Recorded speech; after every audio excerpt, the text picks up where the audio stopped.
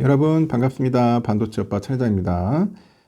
이제 또 오후 시간 한번 달려보도록 하겠습니다. 날씨가 좀 구리구리합니다. 주가가 또 빠져서 그런지 그래요. 또 눈도 올 것 같고 날씨도 춥고 여기 주가까지 또 흘러내리니까 상당한 또 짜증감이 막 불러일으키죠. 야, 미국 장시 날아다녔는데 실적이 또 생각지 못하게 안 좋게 나오다 보니까 그 영향을 조금 받는 것 같습니다. 실적이 떨어져야지만 삼성은 오르는데 이번은 좀 아닌 것 같아요. 어닝 쇼크이다 보니까 외인들이 조금 매수를 약간 꺼리는 것 같습니다. 수급이 제대로 안 들어온 것 같아요. 오늘은 좀 조정을 받을 것 같은 느낌이 듭니다. 너무 크게 실망하지 마시고 좀 기다리다가 좀 빠지면은 한 주라도 주워 담는 게 더 낫지 않겠나, 저는 그렇게 봅니다. 어차피 악재는 털었어요. 이제 털렸으니까. 일단 삼성전자가 지난해 반도체 불황 직격탄을 이제 맞은 겁니다. 맞았고 15년 만에 연간 영업이익 최저치를 기록을 했는데 올해 실적은 크게 개선될 거라는 그런 전망이 이제 나오는 거죠.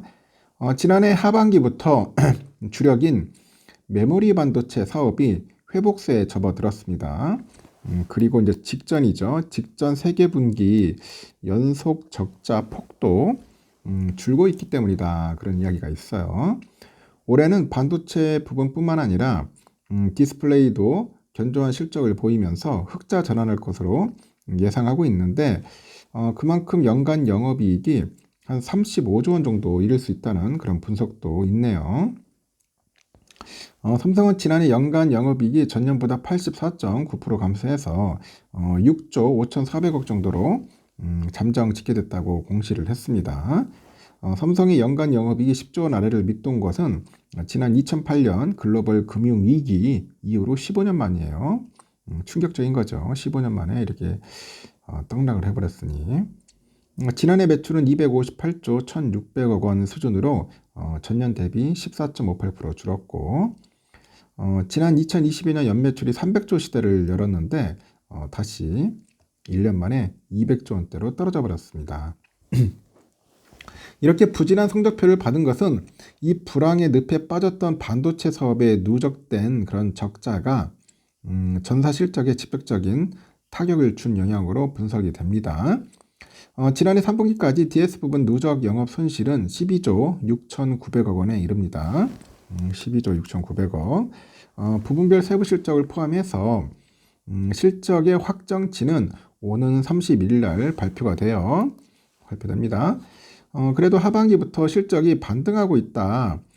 그 점은 고무적인데 지난해 4분기를 보니까 영업이익이 2조 한 8천억 정도로 잠정 집계가 됐어요. 매출은 한 67조 원 정도로 보고 있죠. 세계 분기 연속 영업이익이 오르면서 완연한 실적 회복세에 이르렀다는 분석이 나옵니다.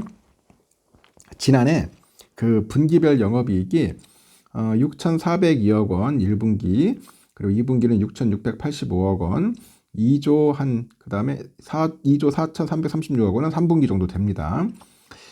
이는 DS 부분이 이제 적자 폭을 줄인 게 실적에 긍정적인 영향을 미쳤다는 분석인데 삼성과 하이닉스 등 주요 업체들이 감산에 나선 이후로 그 효과가 본격화되면서 재고가 소진이 되고 메모리 반도체 가격도 반등하는 등 업황 회복이 이제 뚜렷합니다. 삼성 디스플레이도 스마트폰 수요 강세와 올해 신제품 그 수요 대응으로 한몫을 했다는 그런 평가가 있죠. 탄력을 받기 시작한 올해 본격적인 실적 개선이 점쳐지는데 삼성전자는 올해 1분기도 직전 분기보다 이익이 늘어날 것으로 전망을 하고 4개 분기 연속 실적 개선을 기대하고 있습니다. 장밋빛 전망도 나와요. 그 금융정보업체 FN가에 대해 보니까 삼성이 올해 연간 영업이익을 35조 원으로 추정을 했고 지난해 대비 5배 이상 늘어난 2020년 수준의 이익을 회복할 것으로 보고 있습니다. 반도체의 경우 시장에서는 HBM 등 AI 중심 그 고부가 메모리 제품 수요가 크게 늘고 있고 가격도 오르는 등에 주목을 하는 것 같습니다. 디스플레이, 모바일, 소비자 가전 등 전 부분의 흑자도 전망을 하고 있다는 겁니다. 이렇게 삼성은 실적은 안 좋았어요. 안 좋았고 이제는 잊어버려야 돼요. 잊어버리고 이전 삼성전자 24년을 바라보고 또 달려야 하지 않겠습니까? 24년에는 좋은 일들이 가득하리라 봅니다. 여러분, 안 좋은 추억, 안 좋은 그런 기억들은 잊어버리셔야 돼요. 악재는 털었습니다. 악재는 털었기 때문에 너무 걱정하지 마시고 뭐 좋은 일만 있을 겁니다. 지금 보니까 주가가 좀 많이 좀 빠지죠. 삼성전자도 한 1% 빠지는 것 같아요. 외국인들이 조금 실망을 하는지 주가가 좀 빠지면서 내려가고 있어요. 삼성전자 한 1% 정도 빠질 것 같고요. 우선주도 어쩔 수 없는 것 같습니다. 61,500원이 좀 깨져가지고 조금씩 미끄러 내려가는 그런 모습을 보이고 있더라는 거죠. 그래서 오늘은 좀 빠질 수밖에 없겠구나 생각을 합시오.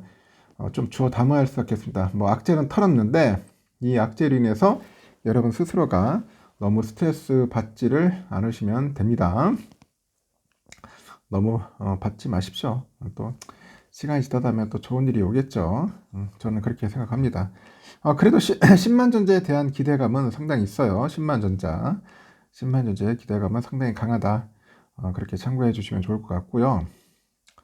요즘 세계 최대 가전 정보기술 IT 전시회 CES 2024 개막이 하루 앞으로 다가왔는데 올해 CES 2024에는 그 생성형 인공지능 AI를 넘어서서 온 디바이스 AI가 주목받을 것으로 현재 보이고 있습니다. 그래서 이제 관련 그 주에 대한 투자자들의 이제 관심도도 고조되고 있어요. 금토끼에 보니까 국내 주요 증권사들은 온 디바이스 AI가 그 최대 화두로 이제 부상한다고 하는 것 같습니다. 온 디바이스의 그 AI의 그 응용처 다변화가 이제 확산되다 보니까 IT나 모바일, 컴퓨터 공학 등등 해서 중장기 시너지 강화가 이뤄질 것이다. 이렇게 해석이 되는 겁니다. 증권업계에서는 주문형 반도체, 프로그래머블 반도체 등 커스터마이즈 등 그 칩 수요 증가세가 파운드리 사업 부분에 기회 요인으로 작용할 거로 보고 있는 것 같아요. 그래서 생성형 AI, 온디바이스 AI 등 이런 기술 진화를 포함해서 모든 산업의 AI화가 CES 2024를 관통하는 핵심 기조가 될 거라고 합니다. 스마트홈은 초연결 개방형 생태계 구축에 초점을 맞출 거고 이 모빌리티는 소프트웨어 중심의 자동차, AI 기반의 인포테인먼트, 자율주행 등의 기술이 진보할 것이다. 그렇게 언급을 하죠. CES로 주가의 향방이 이제 좌우되진 않겠는데 온 디바이스 AI 모빌리티 관련 업종의 향후 그 향방성 및 현주소를 확인할 수 있을 것으로 관측을 한다고 합니다. 그래서 메모리 패키지 기판 업황은 생산 능력 대비 수요가 타이트했다는 것이 확인됐고 비메모리 쪽도 올해 2분기 전후로 업황 턴 어라운드가 예상된다고 언급을 하는 것 같아요. 좋아질 겁니다. 이제 작년 안 좋았던 것들은 탈탈 털고 이제는 좋아질 일만 남았으니까 좀 기대합시다. 오늘 빠지는 것은 어쩔 수 없어요. 그냥 그러려니 하고 받아들일 수밖에 없습니다. 여기까지 하겠습니다.